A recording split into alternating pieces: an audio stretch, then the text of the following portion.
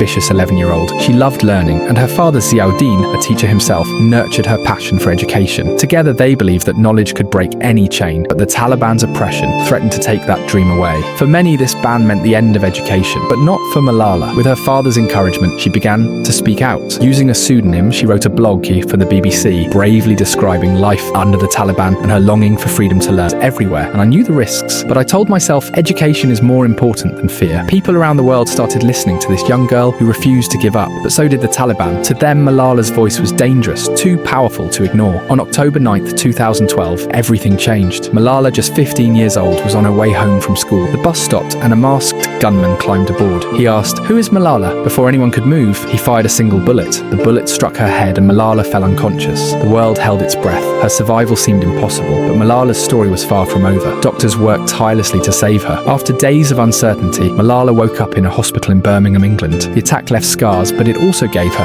an even stronger voice. Malala refused to let fear define her. Instead of hiding, she chose to fight even harder for her cause. She spoke at the United Nations, her words echoing across the world. One child, one teacher, one book, and one pen can change the world. Education is the only solution. Education first. Her courage earned her the admiration of millions. In 2014, at just 17 years old, Malala became the youngest ever recipient of the Nobel Peace Prize. But even as she stood on the global stage, her heart remained with the girls who still couldn't go to school. Through the Malala Fund, she has helped to build schools and provide opportunities for girls in the most remote and dangerous parts of the world. Malala turned her pain into purpose, her tragedy into a movement. Malala's story isn't just about surviving, it's about rising. She showed the world that even one voice, no matter how young, can change lives. Her fight for education continues to light the way for millions of girls, proving that bravery is not the absence of fear, but the refusal to be silenced by it.